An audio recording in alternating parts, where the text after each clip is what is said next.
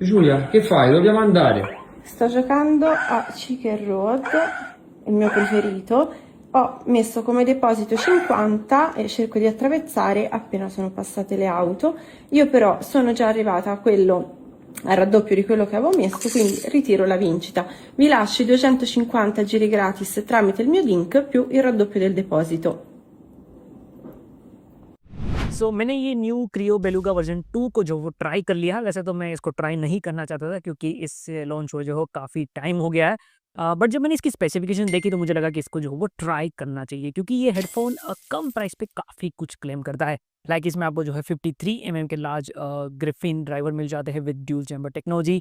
वैसे dual chamber technology जो है इस प्राइस में कोई नई बात नहीं है, काफ़ी सारे गेमिंग हेडफोन में मिल जाएगा। बट एक लार्ज 53 ड्राइवर, वो भी ग्रिफिन, जो इस प्राइस में डेफिनेटली रेयर है। शायद ही किसी और इस प्राइस के हेडफोन में आपको देखने को मिलेगा। मोस्टली 7,000 से 15,000 रुपीज़ के हेडफोन में ये देखने को मिलता है। But as I always said कि ड्राइवर टाइप, ड्यूल चेम्बर, वो सब सेकेंडरी होता है। सबसे ज़रूरी होता है कि इसकी जो ट्यूनिंग है वो कैसी है। सो चलिए without wasting any time check करते हैं कि इसकी जो गेमिंग साउंड क्वालिटी है वो कैसी है। नॉर्मल गेम के अलावा एपीएस कॉम्पिटेटिव गेमिंग के लिए कितना आइडियल ऑप्शन है, और इस प्राइस रेंज के जो दूसरे बेस्ट कॉम्पिटिटर है जो मैं ऑलरेडी ट्राई कर चुका हूँ उसके कंपेयर में ये कैसा है। So let's find out. Look wise वैसे तो अच्छा ही लगता है ये headphone. HyperX cloud similar look जो आपको इसका मिल जाता है। ऑफकोर्स बिल वैसी नहीं है। बिल में मुझे लगता है कि थोड़ा सा कॉम्प्रोमाइज यहाँ पे है। मे भी थोड़ी और बेटर बिल क्वालिटी जो है इसकी हो सकती थी। वैसे हेडबैंड जो मेटल का है, एल्यूमिनियम का है, तो ज़्यादा प्रॉब्लम ड्यूरेबिलिटी को लेकर नहीं आएगी। बट फिर भी काफ़ी जगह पे फिनिशिंग उतनी अच्छी नहीं है। वो ड्यूरेबिलिटी वाली फील जो है इसमें नहीं दिख रही। बट ठीक है, प्राइस कम है तो ज़्यादा कुछ हम कह नहीं सकते। वैसे इस प्राइस रेंज के जो ज़्यादातर हेडफोन हैं उनकी कहानी कुछ वैसी ही है। एंड डोंट वरी, बहुत ख़राब बिल भी नहीं है। मेरा तो काम है रिव्यू करना, तो मैं तो कहूँगा ही एवरेज बिल कह सकते हो। एंड इंप्रेशन इसका अच्छा है, सिंपल है, no branding, no RGB light, clean simple look है जो अच्छा लगता है। केबल की क्वालिटी काफ़ी अच्छी है, ब्रीडेड केबल है, काफ़ी हद तक जो वो टेंगल फ्री है। बाकी कंफर्ट अच्छा है इसका। एयर कप वैसे ज़्यादा रोटेटेबल नहीं है, बट हेडबैंड फ्लेक्सिबल है तो ज़्यादा प्रॉब्लम नहीं आएगी। वैसे हेडफोन काफ़ी लाइट वेट है, तो ये भी रीज़न है कि ये कंफर्टेबल है। But of course main reason है ये कूलिंग जेल एयरपैड्स काफ़ी बिग साइज़ के हैं, प्लस काफ़ी सॉफ्ट है, तो एयर पे प्रेशर बिल्कुल भी नहीं आता है। एंड ये इंडियन वेदर के लिए जो है बेस्ट है, क्योंकि मटेरियल ये जो वाला जो होता है स्वेटिंग में प्रॉब्लम नहीं देता, तो कंफर्ट वाइज जो है ये अच्छा है। मैं 3 आवर्स प्लस इसको जो है कंटिन्यूस यूज़ कर चुका हूँ। नो हीट, नो प्रेशर, मुझे काफ़ी कंफर्टेबल लगा। Even small, medium, big size head, कोई भी हेड साइज़ हो आपकी, आपको कंफर्ट को लेके इसमें प्रॉब्लम वैसे नहीं आएगी। वैसे मैं अभी जो है बताना भूल जाता कि इसके जो ये big size cooling gel pad है उसके 2 बेनिफिट इस हेडफ़ोन को जो वो मिलते हैं। पहला तो एक तो नॉइज़ आइसोलेशन काफ़ी अच्छा हो गया है इस हेडफ़ोन का। बाहर का बहुत कम नॉइज़ जो है अंदर सुनाई देता है। एंड दूसरा, एक प्रॉपर एयर सेल फिटिंग मिल जाती है, तो बेस रिस्पॉन्स इसमें लीक नहीं होता है। तो ऑडियो में इसका बेनिफिट डेफिनिटली मिलता है। माइक्रोफ़ोन इसमें फ्लिप टू म्यूट है, of course is better than physical button. Control के लिए सिर्फ़ आपके पास यहाँ पे वॉल्यूम व्हील है। अगर माइक्रोफ़ोन की क्वालिटी की हम बात करें, तो अभी मैं ये ऑडियो जो है इसके माइक्रोफोन से ही जो रिकॉर्ड कर रहा हूँ। वॉइस तो नेचुरल एंड क्लियर जो है ये कैच करता है, उसमें कोई भी प्रॉब्लम नहीं है। बट वॉइस की वॉल्यूम इसमें थोड़ी सी कम कैच होती है, बिकॉज माइक्रोफोन तो जो है वो फ्लेक्सिबल है, बट एडजस्टेबल उतना ज़्यादा नहीं है, तो उसकी प्लेसमेंट थोड़ी सी जो है वो दूर रहती है, प्लस साइज छोटी है, तो ऑफकोर्स ये भी जो है एक रीज़न है। एंड साथ में यहाँ पे जो मैं कीबोर्ड उसका यूज़ कर रहा हूँ मेरा, सो आप उसकी भी आवाज़ थोड़ी बहुत आपको आ रही होगी, बट ये ठीक है। इतना तो जो है वो रहेगा। तो ओवरऑल माइक्रोफोन बहुत अच्छा है, इसमें नहीं कह सकता। डेफिनेटली इस प्राइस रेंज में हाइपर एक्स रेजर के हेडफोन्स है, उसमें डेफिनेटली इससे थोड़ा सा बेटर माइक मिलता है। बट अगेन ये क्वालिटी भी जो है वो एक्सेप्टेबल है। इन गेम या फिर डिस्कॉर्ड में यूज़ किया है मैंने, एंड टीममेट को कोई प्रॉब्लम जो है आपको सुनने में नहीं आती है। Now let's talk about the sound quality. So मैंने इसको PUBG PC, CSGO and mobile में, बीजीएमआई में जो है इसको टेस्ट किया है। इसके अलावा ऑफकोर्स मैंने मूवी एंड म्यूजिक में भी जो है इसको टेस्ट किया है। एंड साथ में मैं इसको जो है अपने खुद के सॉफ्टवेयर गीकमैन ऑडियो लैब पे जो है इसको टेस्ट कर चुका हूँ, जिसमें 30 plus different headphone IEM earbud testing steps होते हैं।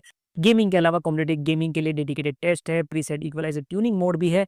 अभी ये बीटा टेस्ट में है, जल्दी ये खत्म हो जाएगा। एंड जैसे इसमें मैं यूआई चेंज करूंगा, आप जो है मेरी वेबसाइट गीकमैन से इसको डाउनलोड कर पाओगे। सो सारे डिटेल टेस्टिंग के बाद अगर मैं बताऊं तो मैंने इस हेडफोन का जो फर्स्ट वेरिएंट था वो भी ट्राई किया है। 2 साल पहले आई थिंक मैंने उसको ट्राई किया था। उसके कंपेयर में डेफिनेटली इस हेडफोन में जो है वो इंप्रूवमेंट है। ट्यूनिंग में इंप्रूवमेंट ज़्यादा नहीं है, बट हाँ, ड्यूल चैम्बर और ग्रिफिन ड्राइवर के वजह से जो है ज़्यादा इंप्रूवमेंट फील हो जाती है। ना ऑफ कोर्स, और लार्ज 53 ड्राइवर साइज़ है, तो उसका भी थोड़ा सा जो है कंट्रीब्यूशन है। वैसे आई थिंक इस प्रेजेंट में यही एक गेमिंग हेडफोन है जिसके अंदर आपको जो है ग्रिफाइन ड्राइवर मिल जाता है। इस प्रेजेंट में आई थिंक दूसरा कोई हेडफोन नहीं है। हाइपर एक्सटिंगर 2 को या फिर razor black shark version 2X या फिर एक्सा E900 प्रो, तो उसमें आपको पेड या फिर माइलर ड्राइवर मिलता है, ग्रिफिन ड्राइवर जो वो नहीं मिलता। अब ग्रिफिन ड्राइवर का जो है फ़ायदा एक तो ये होता है कि एक तो ये काफ़ी स्ट्रॉन्ग होता है, तो हाई बेस पे फ्लैक्स बिल्कुल भी नहीं करता, तो डिस्टॉर्शन ऑडियो में कम आता है। मोस्टली हाई बेस ऑडियो में आपको इसका फ़र्क दिखेगा। उसके अलावा लाइट वेट होता है तो काफ़ी फास्ट रिस्पॉन्स देता है, तो साउंड थोड़ा-सा आपको जो है क्रिस्प लगता है। उसके अलावा कम पावर पे ज़्यादा एयर पुश करता है, तो थोड़ा क्लीन साउंड जो है ये ऑफ़र करता है। वैसे मुझे डाउट है कि एक्चुअल में इसमें ट्रू ग्रेफाइन ड्राइवर है या नहीं, बिकॉज़ थोड़ा-सा डिस्टॉर्शन तो ऑडियो में है। बट एनीवे प्राइस कम है तो ऑफ कोर्स ड्राइवर क्वालिटी में फ़र्क होगा, 19-20 का फ़र्क तो जो वो आएगा ही। बाकी ओवरऑल एक वी शेप ट्यूनिंग है, इसकी बेस पे ज़्यादा फ़ोकस है, but thanks to dual chamber and tuning bass mid में जो है बिल्कुल भी मिक्स नहीं होता है, जो एज़ अ गेमिंग हेडफ़ोन अच्छा साइन है। सो गेमिंग में अगर कॉम्प्लेक्स सिचुएशन हो रही है जहाँ पे ग्रेनेड ब्लास्ट हो रहा है, साथ ही में व्हीकल अप्रोच अगर एक साथ हो रहा है, तब भी आपको फुटस्टेप जो है ईज़िली डायरेक्शन के साथ सुनाई देते हैं, तो ये अच्छा है। बाकी लो बेस में डिटेल थोड़ी-सी कम है, पर ठीक है। मिड बेस थोड़ा-सा एलिवेटेड है, बेस वार्म एंड पंची लगता है, अपर मिड काफ़ी क्लियर है, जो गेमिंग हेडफ़ोन में होना चाहिए, बिकॉज़ फुटस्टेप वहीं पे जो हो सुनाई देते हैं, तो वो जितना क्लियर, वाइड और डिटेल हो, उतना अच्छा है एंड इसमें जो है इस हेडफ़ोन में वो डिसेंट है। ट्रबल थोड़ा कहीं पे शार्प फ़ील करता है, बट बहुत ज़्यादा फैटिग फ़ील जो वो नहीं करवाता। अगर गेमिंग के हिसाब से अगर मैं बताऊँ तो पबजी, पीसी, सीएसगो, बीजीएमआई में आपको फुटस्टेप डायरेक्शन, व्हीकल और बुलेट फायर डायरेक्शन ईज़िली इसमें सुनाई देते हैं। तो डायरेक्शनल साउंड इसमें अच्छा है, सेपरेशन अच्छा है, ड्यूल चैम्बर एक्चुअली यहाँ पे काम आता है एंड जैसा मैंने कहा था कि कॉम्प्लेक्स सिचुएशन में भी फुटस्टेप आपको इसमें ईज़िली सुनाई देते हैं। लेकिन एक चीज़ है, जैसा कि मैंने कहा था कि ट्रबल इसमें थोड़ा-सा शार्प है एंड वेलोरेंट की जो ट्यूनिंग है वो वैसे भी थोड़ी-सी शार्प है, तो उसमें आपको थोड़ा-सा ये अनकंफर्टेबल लगेगा। बट ये प्रॉब्लम आप इक्वलाइज़र से जो वो सोल्व कर सकते हो। एंड इतनी मेहनत अगर आपको नहीं करनी है एंड सिर्फ वैलोरेंट के लिए आप कोई गेमिंग हेडफ़ोन देख रहे हो, then Razer BlackShark version 2X जो आप इस प्राइस रेंज में देख सकते हो वो बेटर है, क्योंकि उसमें थोड़ी-सी ट्यूनिंग जो है वो बैलेंस है। बाकी दूसरे गेम्स के लिए इसकी ट्यूनिंग जो है वो अच्छी है, इवन मूवी म्यूज़िक के लिए भी ये ठीक है। लोअर मिड में डिटेल कम है, थोड़ा-सा वोकल में है जो वो क्लैरिटी नहीं है, बट ये एक गेमिंग हेडफ़ोन है and as a budget gaming headphone plus music headphone ये ठीक है। बाकी कॉम्पिटिटिव गेमिंग के लिए क्या ये सही है नहीं, क्योंकि काफ़ी सारे लोग जो है मुझे हमेशा कमेंट में पूछते हैं, तो मैं हमेशा से रिकमेंड करता हूँ कि अगर कॉम्पिटिटिव गेमिंग के लिए अगर आप कोई हेडफ़ोन खरीदना चाहते हो तो ₹5000 का बजट जो वो भूल ही जाओ। या फिर आप कर सकते हो कि इस प्राइस रेंज में जो है कोई बैलेंस ट्यूनिंग वाला इन ईयर मॉनिटर ईयरफ़ोन जो है वो खरीद लो, वो ज़्यादा बेटर है। क्योंकि कॉम्पिटिटिव गेमिंग के लिए एक balance audio plus mid range अच्छा होना चाहिए एंड सबसे मेन इमेजिंग बहुत अच्छा होना चाहिए। तो इस प्राइस रेंज में सिर्फ वो आईएम के अंदर ही जो आपको मिलेगा, उसमें भी 1-2 ही अच्छे हैं, तो गेमिंग हेडफ़ोन में आपको जो है वो नहीं मिल पाएगा। बाकी ओवरऑल मेरे हिसाब से प्राइस के हिसाब से ये क्रियो बेलुगा वर्ज़न 2 अच्छा गेमिंग हेडफ़ोन है। इसमें अभी के लिए बेस्ट आप गेमिंग हेडफ़ोन अंडर ₹3000 डेफ़िनिटली जो है इसको कह सकते हो। अगर कंपेयर करें इस प्राइस रेंज के दूसरे सबसे best selling headphones like HyperX Stinger 2, Razer BlackShark version 2, Eksa E900 pro and Stinger 2 core, then बहुत ज़्यादा इन सब में जो है फ़र्क नहीं है। अगर शॉर्ट में यहाँ पे कहूँ तो ये भी जो है उतना ही अच्छा है। हाँ, बिल वाइज़ ये डेफ़िनिटली उससे थोड़ा-सा पीछे रहेगा।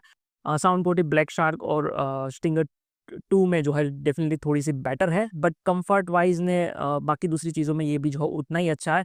अगर कहा जाए कि मुझे अगर